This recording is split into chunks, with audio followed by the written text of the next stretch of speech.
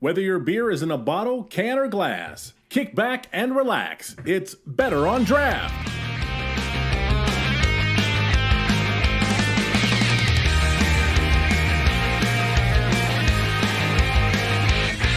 Welcome, everybody, to episode number 278 of the Better on Draft podcast. I believe that's correct, Rob. I've been doing this for so long, I still can't figure it out. But my name is Ken. Thank you so much for joining us. This is a pre-recorded episode, which means that we are not live, but you're still going to be able to hear it on the podcast. You're still going to be able to check out the video. So if you see it on the podcast, but you don't see it on the video, go check it out, youtube.com/Better on Draft. Once again, my name is Ken. With me is Rob. Rob, how are you doing, and what are you drinking on this Friday afternoon? Hey, doing all right. Been obviously busy and out from the show for a bit, but obviously a little bit of new digs. Right now, just having a Lagunitas hop water, so sipping on this one. Are you participating in dry January, damp January? I'd like to think it's more of like a moist January. It's occasionally every now and then. I mean, I've already had a couple beers as it is, and then hosting trivia on Wednesday at Eastern Market Brewing. It's free beer when I'm hosting. It's like it's very difficult to pass that down. So, you know, I've already had a few as it is, and even some of the heavy ones as well with the 16%ers. So it's every now and then. It's like I'll have some days where I'm just going to go light. So today is going to be one of those where this is going to be about it. Well, for those playing the game at home, this is episode 277, not 278, not to get ahead of myself. It is the beginning of January. I am celebrating dry January. A lot of people on the Facebook page were asking, Ken, you did not drink for a long time because the Lions didn't win. Why are you doing dry January? Well, I invested in a lot of alcohol, well, non-alcohol, for the Lions, not expecting them to win so fast. So I am excited to get through all of that during January, so might as well do it on the show. Our guest all the way from across the pond in the UK, why don't you introduce yourself, tell us who you are and what you do. Hello. Yes, thank you very much. I'm also a Rob. So if you ask Rob a question and then I jump in, I apologize. But I'm also a Rob. I am Rob Fink. And I am the co-founder of what we think was the world's first non-alcoholic brewery. So we only make non-alcoholic beer. We started right at the tail end of 2016. So we're about 5 years old. Is that 5 years old? I'm not. That's why I never became an accountant. A little over 5. Yeah, 5 years. And I am talking to you good folks because although we are based in the UK, that's our home market, as it were, we decided in our infinite wisdom to come and have a little dabble over the pond. So we now brew at Great Central Brewery in Chicago, and we've made a little nest out in the Midwest there. So we've got a couple of guys in Chicago helping us out. So yeah, that's why I'm here and why I'm talking to you. Before we get into the story of Big Drop, talk to me about this beer because I am drinking your Galactic Extra Dark. There is a scale from Alien Invasion to Rocket to the Moon. Give me a little rundown about this can, this beer. What am I drinking? What should I be tasting? So that is the first beer that we ever produced. And the recipe for that beer has largely remained unchanged for the last 5 years. And it does actually, I won't go into the story too much if you want to talk about that later, but it segues in slightly because I had quit drinking for about 6 months after I had my first kid, just because babies and booze, not necessarily always a good combination. And although we're fortunate because we're next to Europe that you can get very good German alcohol-free wheat beers. They do excellent alcohol-free wheat beers. And there are some good German alcohol-free lagers. I could not find a dark alcohol-free beer. Just couldn't find it. So far as I could, the only one I could find was by a brewery in Portugal called Superbock. But they added caramel. So it's basically, you know, it was a fizzy something or other, and then they put caramel in it. And I wanted a stout. I wanted to drink a stout. And so that was the first beer that we ever produced. So hopefully, what you're getting from it is a little bit of coffee on the nose, dark roasted malts, a little bit of chocolate at the tail end. Bit sweet. It is a milk stout. There's lactose in there, but not overbearingly so. And we always try to create beers that are. I always want people to drink them and think, yeah, that's a well balanced light version of the style. So you're never going to drink our beer and fool yourself into thinking that you're drinking a 7% beer. That's not going to happen. But if I gave that to you blind and said, drink that, tell me what you think. Oh yeah, that's a nice stout. What do you think the ABV is? Oh, not a lot, maybe 3-4%, something like that. That's where we're trying to live with our beers, and that stout's probably a good example of that. It reminds me a lot of the Untitled Arts chocolate milk stout that they came out with. If you've never had a chance to have it, it's very, very comparable in the flavors, the style. When I had it, I had a lot of the same feelings that I had. It tastes like a very, a weird way to put it, even though because there's no booze, but a boozy chocolate milk. Yeah. You get that alcohol feeling, but you're not getting obviously the alcohol effects. My question to you is you mentioned after having a kid that you wanted a lot of you wanted the beers, but you didn't want the alcohol with it. Why go as far to open up an entire brewery around that entire notion of did you feel like that was just a missing part of the market? I just get bored really quickly, and I used to be a lawyer, and you can get bored really quickly being a lawyer. And I can say that because I used to be a lawyer. Nothing against lawyers. I honestly just thought this could be fun. Genuine answer. I thought it could be fun.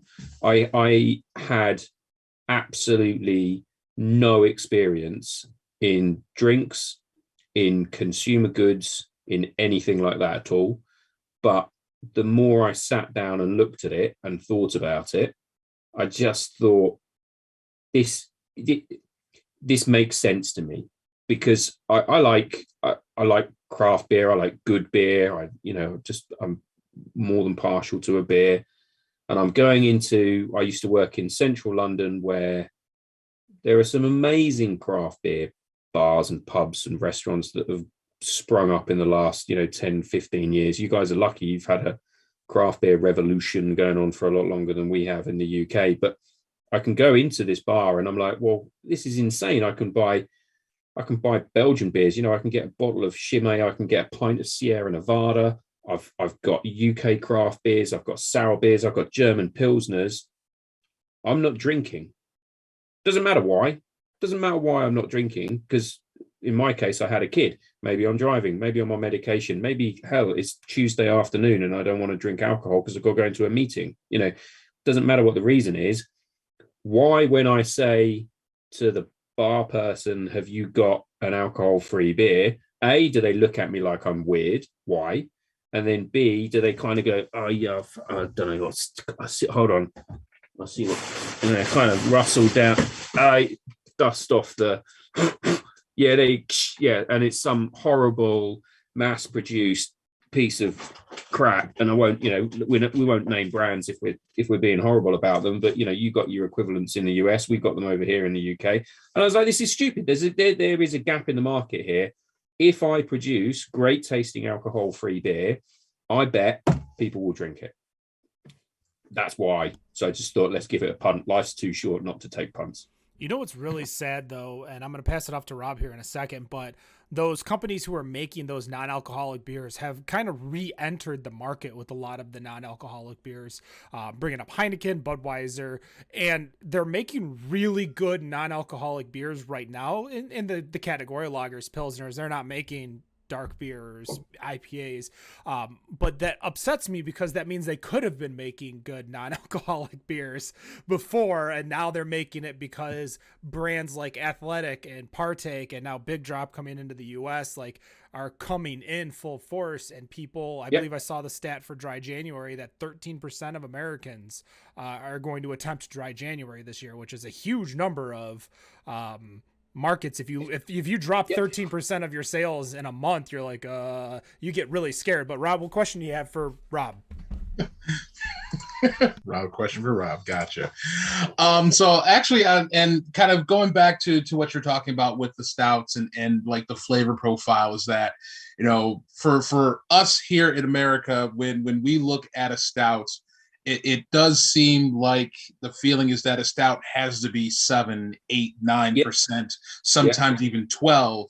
Having done a little bit of, and I do mean a little bit of home brewing, that, you know, in making a stout, that you can make a stout at 4% or 5% and make it taste good. And if you make one that is going to be at 0.5% and taste as well as those and have that balance, then that is, I think that's something that really needs to just kind of take hold here in the US, because we're just too big on big stouts. But one thing I was very curious about was with the process that you use with making the beer. We have you know, the breweries as Ken has mentioned, like Athletic and Untitled and several others that make non-alcoholic beers, but they use a process where they're stripping the alcohol out, whereas you're making it where it is naturally brewed. So I guess talk to us about this natural brewing process and how that differs from, I guess, flavor wise and whatever else wise that the other brands are doing. Yeah, sure. No, absolutely. It was, I always put my hands up and say it was one of these things that was really an economic necessity more than anything else, because okay, so we like slightly technical. It's great. It's a beer podcast. Why wouldn't you? But you know, there's different ways of making alcohol-free beer, and if you go back in time, and I mean, like, you know, way back decades and decades, the easiest way to make an alcohol-free beer is to heat it, because alcohol evaporates at a lower temperature than water. So if you take a pint of beer and you just simmer it, you won't lose any liquid, but the alcohol will evaporate. Congratulations, you are left with an alcohol-free beer. The problem is it tastes disgusting. That's an issue. But way back when, they all tasted disgusting. So then that was how it was done originally. Nobody wants to drink that. Why would you make that? That's not a good business proposition. And then you move forward in time, and broadly speaking, then you enter into the realms of two other ways of doing it. One is called reverse osmosis, and one is called vacuum distillation. Now, reverse osmosis is basically filtration. So it's a bit like kidney dialysis, where you're cleaning your blood. So your kidneys don't work. You've got horrible stuff in your blood. You need to take the horrible stuff out, but obviously you need your blood still. It's the same principle. So you take the beer over here, you pass it through a filter mechanism, and it's structured in such a way that the alcohol is left on one side, but everything else gets pushed through to the other side. That's one way. And the other way is vacuum distillation. And that's basically what that means is that, as you know, I know you like pub trivia, so I'm sure you can tell me what the boiling temperature of water is at the top of Everest, but I know that it's a lot lower than 100 degrees Celsius. So if you put beer in a vacuum, the air pressure is non-existent because it's in a vacuum, much as it is less at the top of Everest. So you don't need to heat the beer to the same level for the alcohol to evaporate. So therefore, you can heat it at a much lower temperature. The impact on the flavor is a lot less, but you still end up without the alcohol. Now, what do both of those methods have in common?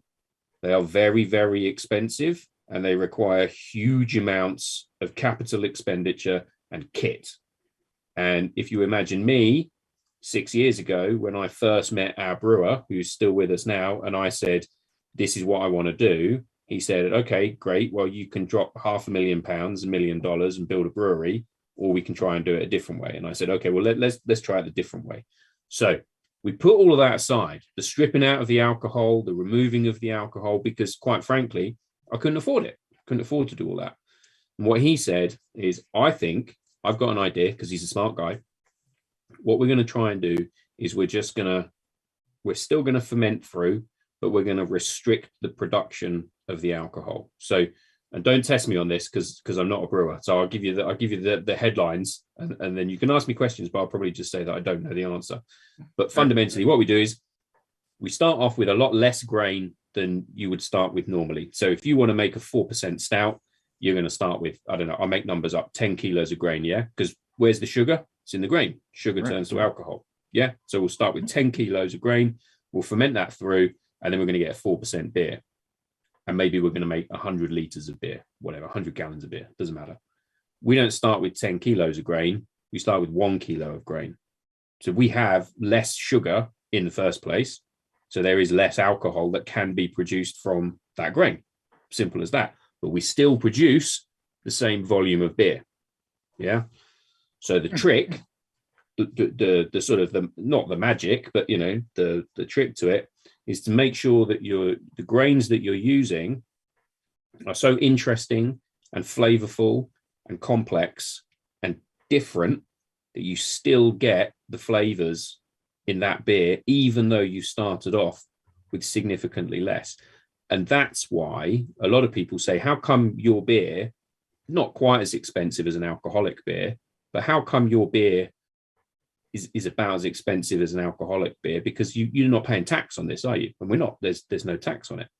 And the answer to that is because the ingredients that go into that, you know, mash bill that's 10% the size of what you would use is actually that much more expensive than you would be using to produce your 4% stout or your 4% IPA or whatever it is. So yeah, number one, we start off with less grain. Then number two, we use a particular strain of yeast. It's a lazy yeast that we don't tell people what that is, but it's just not very good at converting sugar to alcohol. So we're pulling all the flavors out of the grains as we're fermenting, but the yeast that we're using is not converting the sugar to alcohol. So if you look we've got nutritionals on the back of our cans, you'll find like little trace of sugar, not huge amounts. Don't get me wrong. This is not a can of soda. That sugar, if you were brewing an alcoholic beer, as you know, Rob, sorry, and probably certainly Ken, you know, you want that to turn to alcohol. Yeah, all the sugar turns to alcohol. Yeah, we're not doing that. So there's a little trace left there as well, and that's basically it. So there's no fancy kit. We're not stripping the alcohol out. And what we've found, I would humbly suggest, is that the brands that do that, you just lose some flavor. You know, if you're gonna heat it, if you're gonna push it through a filter, if you're gonna mess with it, then stuff gets lost. But you know, certainly, you know, big hoppy IPAs and stuff like that, you can't dry hop a beer and then push it through a reverse osmosis filter and expect it to come out at the other end and not even taste the same but smell the same. Right. But with those that lose that flavor, I mean, are there, I mean, other than your own product with Big Drop, are there any NA beers that's from other manufacturers that you enjoy? Yeah, absolutely. So who have we got? I've probably only talked to the UK in detail. So I'm actually, because it's Friday night, so I'm enjoying, I'll give a little shout out to my local brewery, Adnams. Where's my camera? There. Yep. So this is one of their best sellers, Ghost Ship. It's 4.5% citrus pale ale. This is the alcoholic version, but they do a non-alcoholic version, and they produce that through reverse osmosis. But they then actually sort of backfill the flavors a little bit at the end. So they push it through the filter and then they put some stuff in to bring the flavor back. And the non-alcoholic version of this is very enjoyable. So yeah, so using that method, absolutely, it's perfectly possible to produce a decent beer. Just to clarify what you just said there's a regular version and a non-alcoholic version of the drink in your hand. Okay. Yep, that's right. Yeah. And that's what in the UK we are seeing increasingly, and I'd love to hear what you guys are seeing in the US. That it's fascinating to me that 6 years ago, you know, people weren't laughing in my face, but they thought I was a bit weird when I thought this was a thing.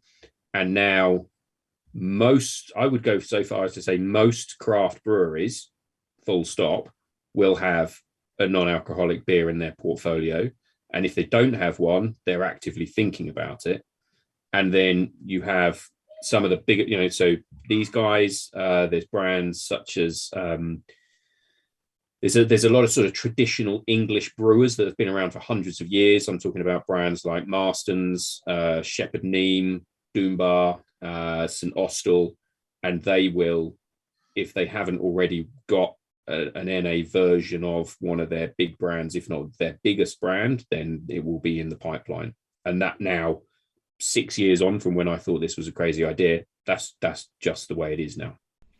Here in the States, we have such a different culture when it comes around sobriety and non-alcoholic beer.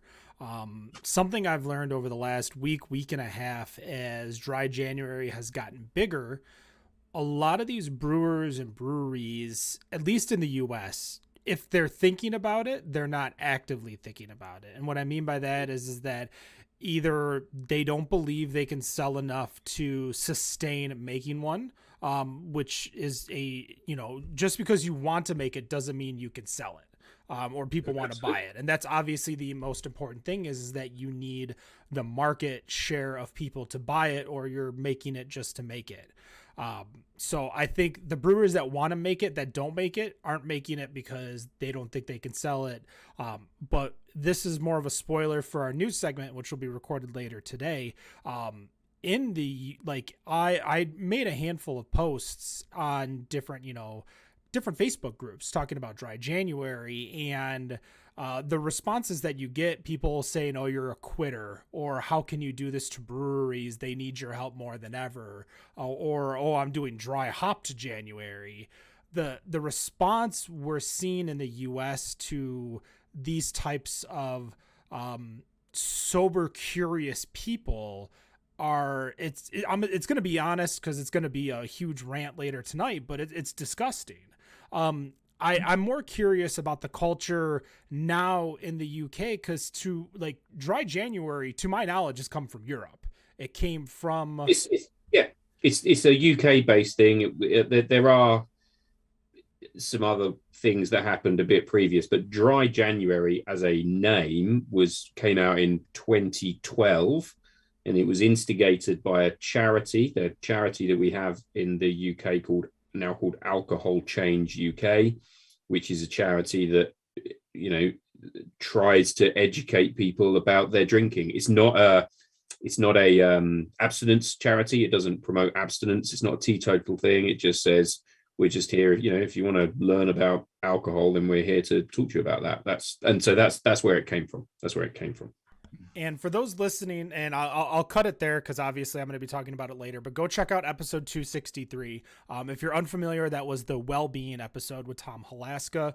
Tom Halaska used to be a craft beer salesperson who left craft beer to go into NA beer and wound up going full sober, giving up alcohol completely, and how it has changed his life. There's a lot of personal story in that episode. So that's episode 263. Go check it out. Trust me. But I want to talk about something that I saw on your website. I want to know, what are Big Sundays? What are Big Sundays? No, good shout. We were, as you do, sitting in the office, kicking around ideas, and as a brand, you've got to be upfront and say, look, we're a brand. We're trying to convince people to identify with us at certain points or times or for certain reasons. We just said, when is a time when a big drop fits into lots of people's lives? When does an NA beer make sense? Because it's Friday night here. It is 7:30, and I'm enjoying an alcoholic beer. And after this, I might have an NA beer, but so right now I'm not. NA beer is not top of my mind. But on a Sunday, we just were like, okay, it's still the weekend. Yeah, still the weekend. I still want to have fun. I might want to go out or something, but I'm going to work tomorrow. I've got to get up tomorrow. So do I want to go out and drink my 3 or 4 or however many pints of beer you want to drink? Maybe I want to drink 1 or 2. So we thought, would it be a good idea to sort of say, look, let's make Sunday a big drop day. You want to have a few beers, and there's a big, sorry, I'm going to segue. I'm terrible at that. there's a big social part to NA beer as well, because, you know, if one day the three of us meet in a bar, it's just a lot more damn sociable and interesting to have a chat over a beer. Yeah, because I've got nothing against coffee. I drink coffee in the morning. I don't really drink tea. I don't drink sodas. I'd rather sit down and have a beer with you guys and have a chat. Now, if we met on a Sunday evening, I might be thinking, well, I've got to go to work tomorrow, but, you know, I still want to have a beer. I still want to have fun. I want to have a chat. So we just thought that's where NA beer fits quite nicely. You know, have some beers, have some fun, see some friends, do some crazy shit on a Sunday, because it's Sunday, you're not at work, but don't worry about the fact that you're going to work tomorrow, because that's okay, because you ain't going to have a hangover. So that was the thinking behind it. That was the driver. And I really like that idea. Just, I mean, not only just for hanging out and just and having a chat, but obviously Sundays are very big here in America, as you know, Sunday is all about American football. Yeah. And there's a lot of people that will go out and, you know, obviously for most of the people who are local here suffer with watching the Detroit Lions, but most people will make an entire day from roughly, obviously here in the Eastern time zone, from roughly 1 p.m. until even all the way up to the late game that ends at 11, and being at bars and watching games. And you can't drink regular alcoholic beer for 10 hours and really expect to be able to function the next day, never mind even make it home.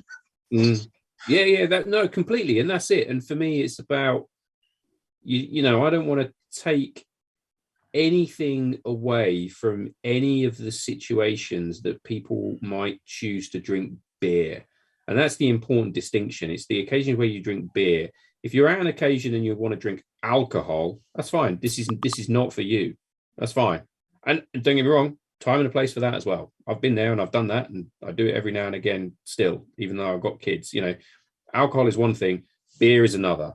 The two do not necessarily now, in my view, have to go hand in hand. Time and a place for it, but I think that what we've done is managed to say, look, here's great tasting beer. Hopefully you agree. Great tasting beer, just slot into that. Yeah, that 10-hour session that you want to have watching football. Is that about the alcohol, or is it about the sport and the beer and the friendship and the conversation and the occasion? You know, that's where I sit. Yeah. Now, one thing I wanted to talk about is I was kind of going through the website, and there is, well, obviously with here in America, there are is it three beers or is it four now? Because I thought I saw an article about a new beer that was being released back in December. So we launched with three, which is the Pine Trail Pale Ale in a blue can, Citra IPA in a green can, and the well, you see, you guys have got funny laws over there. I'm not allowed to call it a stout in the US. It has to be an extra dark. Can't call it a stout. So in the UK, it's a stout because it is a stout because it's a stout. But anyway, but the next beer that's coming out it's a lager, but I'm not allowed to call it a lager. But I can call it a cerveza. So we're releasing a cerveza. Let's talk about it. Actually, it's called the Coba Maya Cerveza. I've got it right there, almost as if this was planned. It wasn't, but talk to me about this beer. Well, it's obviously a cerveza.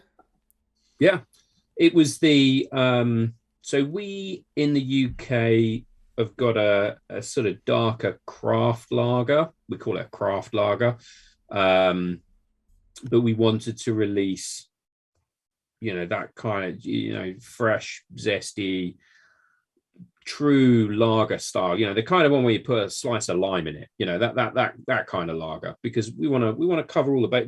One of the things with Big Drop, and there are a couple of other brands that Athletic, you know, I should name check Bill and Athletic, that they do very well, is they want to cover all the bases. You know, they know that different people drink different styles of beer, so they want to put them out there. And that sort of lighter style of lager was one that we were missing. So the Coba Maya is our beer to scratch that itch, as it were. But yeah, we can't call it a lager. I could call it a pilsner, or a Hell's or a Cerveza, but I can't call it a lager. The laws here in the U.S., because not only does the U.S. have its own laws, every state has its own laws on top of that. And for example, for a lot of people here in Michigan, which sucks, we can't get beer delivered to us from out of state. And non-alcoholic beer is still considered beer here in the U.S. So we can't get things like Partake or Athletic, because Athletic, crazy enough, and everybody will laugh when they hear this because it's just me, but Athletic made an alt beer, and that's literally my favorite style. Yet I can't get it unless I can find, like, it goes through distro, it goes to a store, and then it goes to me. And I mean, I mean, I was gonna say, no, that's quite all right. I'm just adding that the laws are terrible, just all over, because there's no consistency, which is probably also why it's hard and a pain for a lot of breweries that want to come into our state to try to get in there, because each one has its own rules and regulations. This Cerveza is so crisp, though. I'm not getting that that bitter finish, that piney finish that I usually get with like a I don't want to compare it to a Corona because it's not a Corona, but who incidentally just released their 0.0 beer, I think last week. I heard. I didn't know this at all, but they're jumping on the wagon as well. Well, I don't see why not. I think there is a large segment within at least the United States, and as much as I talked a lot of game about the reactions I got from posting, those reactions were more from the craft beer snobs, the people who are really into craft beer, the whale chasers, the ones that are like, oh, that's really interesting. Oh, I don't drink anything under 18%, or I don't drink any, any not double IPAs that don't have 6 gold medals at GABF. And 120 IBUs. Yeah. Oh, gotta have the IBUs. That is really interesting, and I will be fascinated to see what happens in the US over the next couple of years, because that's where we were 5 or 6 years ago, and God forbid I should ever suggest that we're ahead on trends in the UK, but that was where we were, and that's not where we are now. If you're into craft beer in the UK, if you understand your beer, you just now accept NA beer as a part of your portfolio of beer that you might keep in your fridge. It doesn't have to be Big Drop. There are other brands are available, but people are fine. But it's people who I think don't understand craft beer who still are like, what's this, mate? Why hasn't it got any booze in it? That's a bit rubbish, isn't it? Whereas people who understand beer, they get it. They get it now. So that's really interesting. That's really interesting.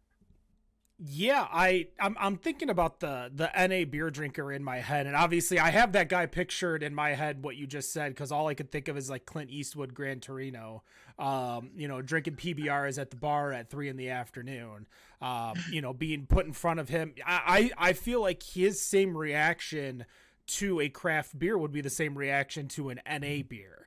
So there is this subsect of people that are going to these bars. Like, we're starting to see dry bars pop up everywhere that are, non-alcoholic, and not for what we've seen a few of them here in Metro Detroit, just because we have a large Arabic population, and, religiously they can't drink, but they still want to go watch the Pistons play, or they still want to go, watch some type of event or hang out for an evening on a Friday or Saturday.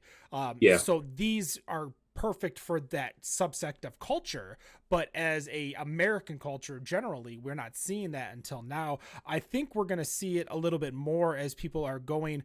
There was, when we had our interview with Two Roots, for those of you who don't know, purchased the Rochester Mills production facility, not the brew pub, but we had an episode with them. I can't remember which one it was, but the guy talked about, he was going from a whiskey to a Two Roots to a whiskey, and the bartender asked him in there, like, why are you doing that? And he goes, well, I want to drive home. I want to feel fine tomorrow morning. And having a flavorful drink that's not just a soda, like a sugary drink, episode 259, thank you, Rob, for the spot check, it helps a lot. And that's exactly, honestly, what I would expect that I'd want from this right here, the Cerveza, is that if I'm going out and I'm drinking, but I know I got to drive or something like that, or I want to pace myself and elongate my socializing, where I'm still drinking, I'm still talking, I'm still, carrying, not carrying a buzz from a shot of whiskey, but you're still getting that feeling that you want from the alcohol. There's a good example of this, and I'll name check this brewery up the road from me, Adnams, again, because they're good guys. So they own pubs around here as well. They got about 40 pubs, I think, and so they have the added benefit of being able to serve their non-alcoholic beer on draft. So it's on keg, and a lot of people now ask for 50/50s. So they go in and they want, here's my pint glass. I want half full strength Ghost Ship and half alcohol free Ghost Ship, because we have I don't know what, I've always been fascinated in the US as to the volumes that you drink. There's a great tradition in the UK of we like session beer. Like there's not, there's a niche kind of craft beer gang that they're after their 10% beers, but what we like is a 4% ale that you can drink 7 pints of standing at the bar, that, and it's just a volume game. But 7 pints of 4% beer, that's still quite a lot of beer. But 7 pints of 2% beer, then all of a sudden you're in walking home territory, and it's fine. So there's quite a, in the UK, that's quite an interesting angle that the sector's taking. See, and for us here, I feel like there's only, it almost feels like there's only two levels. It's either you drink the 3.2% to 3.5% yellow beers, which are Budweisers and your Coors and your Molsons, or you're in the craft and I'm not drinking this if it's not above 10%. And they're trying to find that middle. But I guess what we were talking about with just having a beer just to kind of hang out and do things and have a beer is that kind of one of my things when I'm writing trivia questions is I like to have a beer while I'm writing trivia questions. And I like to have like something that's kind of a low end that kind of gives me a flavor, and just to kind of hang out in front of my computer while I'm trying to work on what I want to write questions about. So I feel like this year for me, I am going to make NA beers a bit more, we'll just say, accessible in my basement and nice and cool. So I don't want to say that's a resolution, because every time I make a resolution, I just end up breaking the damn thing. So that's just going to be a new thing for 2022 for me. Yeah, don't have it as a resolution. But seriously, well, drop me a line afterwards, and I'll, even though it's Michigan, and I don't know how we got distro in Michigan. I'll get you guys seriously a case of the IPA, case of the stout, case of the pale. Just put them in your fridge or in your cellar or wherever it is. And I'm sounding a little bit up myself, but we do this to people, and then you just find that you go down and it's like, okay, actually no, I'm just gonna have a Big Drop because that's cool. I just want a beer. Oh, great, that's fine. I'd much appreciated. I mean, it's kind of light in the state right now. While there are, I'm was on the site earlier looking at going under the finding locally, and in Michigan there's definitely a set of locations that have it. But in our metro area, the site only gives us one store. The next store from closest to that is roughly for us, I'd say about an hour's drive to get. I think are you Detroit Metro? Both yes. So we've only just we got distribution in Michigan, except for Detroit, and we've only just plugged into Detroit, I think, in the last 2 months, 6 weeks, 2 months. Oh wow. So probably pay attention to any beer store that uses Oath distribution. Our friends at Oath are the ones that are carrying you guys here in Michigan. We've had plenty of Oath people on our show. So we are excited. That's obviously how we were introduced to you, and excited to bring you into the state for sure. But yeah, if they carry, like, if you saw maybe they carried Modern Times at this beer store, that means that they can carry Big Drop. So if you see one, you know they can carry the other. So just make sure you're poking them on that for sure. Rob, when you're have you been to the States? Yeah, I came over to, yes, I've been to Chicago a few times. Sorry, I realize you're not in Chicago, but just because we brew there. My brother lived in Chicago for a while. I've been to New York a couple of times, been to California. Yeah, so I've done the big metropolis, not the other stuff, but the big metropolis stuff. Yeah, I love it. Have you guys seriously, have you guys, is there a brewery that you loved when you stopped by, something that you want to, go back and check out again? No, and I'll be honest with you, it's because I was so young and innocent and naive. It was before my great awakening to the world of craft beer. The first time, but it was Goose Island. It was Goose Island, and it was. So I went through, in terms of what I drank, I went through what is a very traditional UK journey. So you start off as a teenager drinking very sweet cider, and then you go on to lager. And then I went to university and realized that lager was too expensive. So I started drinking cask ale in the UK and then moved into craft beer. But when I started work in the city of London, I was still probably drinking cask ale or lagers most of the time. And a friend of mine took me into this pub and he said, "You've got to try this. I don't know what the hell this is." And it was a Goose pump, pre ABI. And he was like, "Try that." And I drank that and I was like, that's insane. That is just that. Okay, what's this? More of this, please. More of this and less of the other. And that was my journey. So no, I'm quite proud that I'm quite pleased that we're brewing in Chicago, the home of the birthplace of the Goose Island. I feel everyone always has that beer that gives them that awakening that there isn't something that is, because for you were talking, the sweet ciders, me, Mike's Hard Lemonade growing up, as a young teenager, moving into lagers, because lagers were, at least here in the US, the cheapest thing, because a light lager from Budweiser, you can get a 24-ounce can for $1.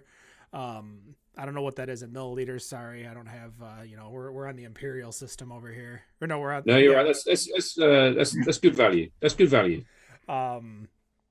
But I want to know real quick, we're kind of getting towards the end of the podcast.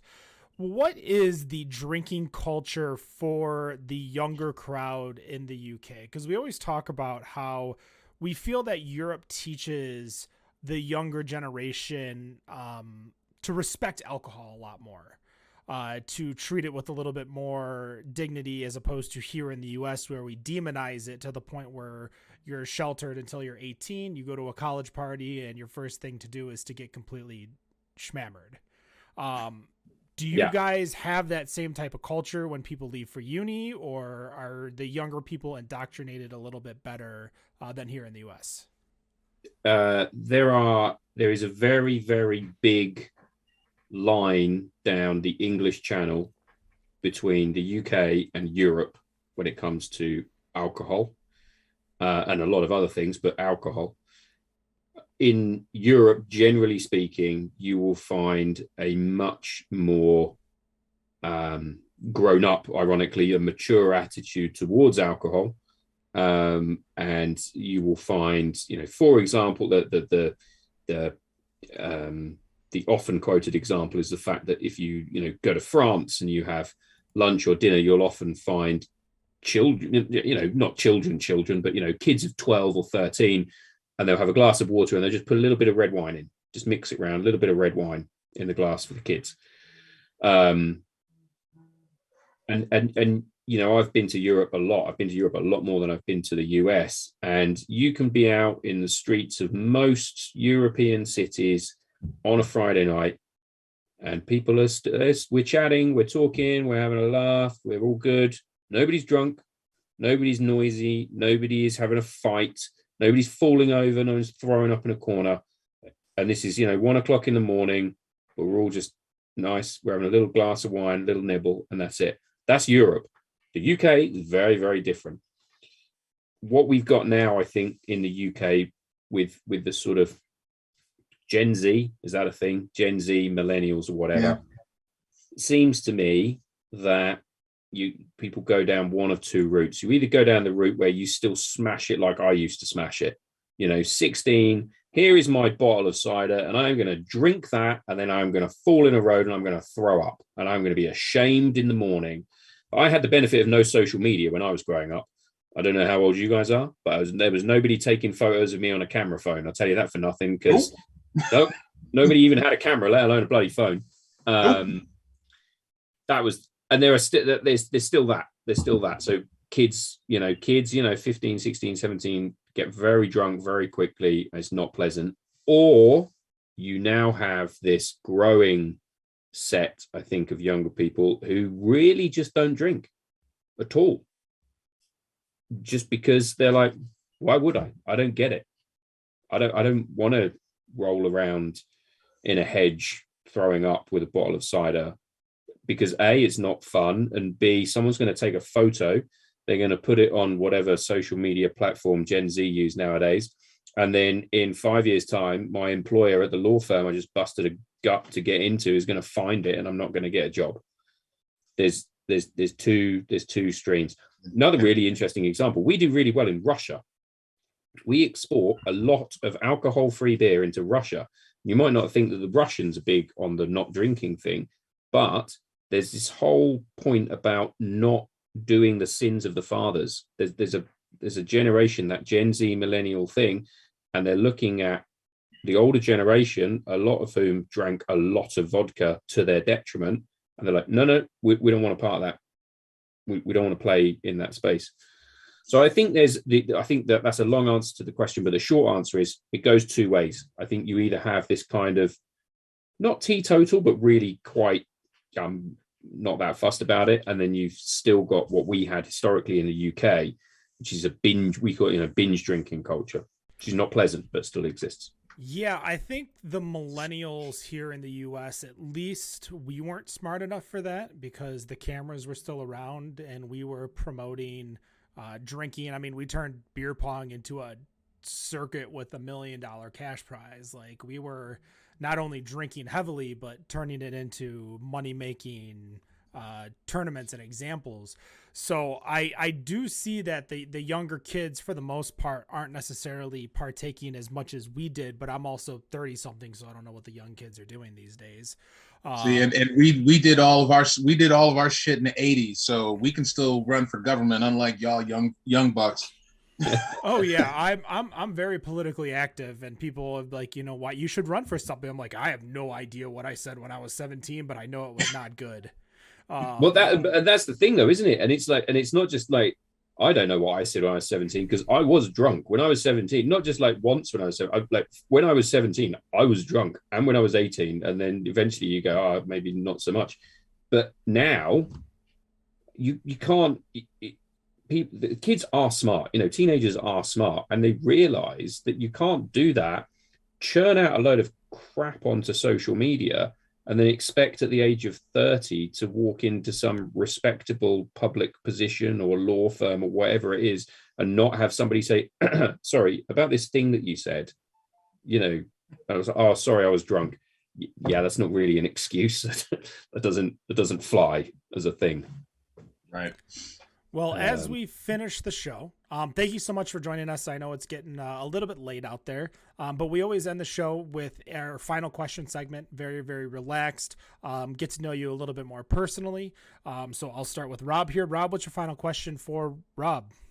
Oh, my final question. Now I got to go personal. I was going to talk about all the range of all the beers that they're making. You can do whatever you want. What am I going to do? Stop you? Because there's so many. There's so many, and going through the site, and there's like the U.S. right now is only getting 3 of them. When are we going to see all of these other beers, like the pale ales, the IPAs, the Irish stouts? We got to get this pumpkin spice for Dan. Oh, the pumpkin spice is good, man. Oh, I like maybe we'll do that as a special in October this year.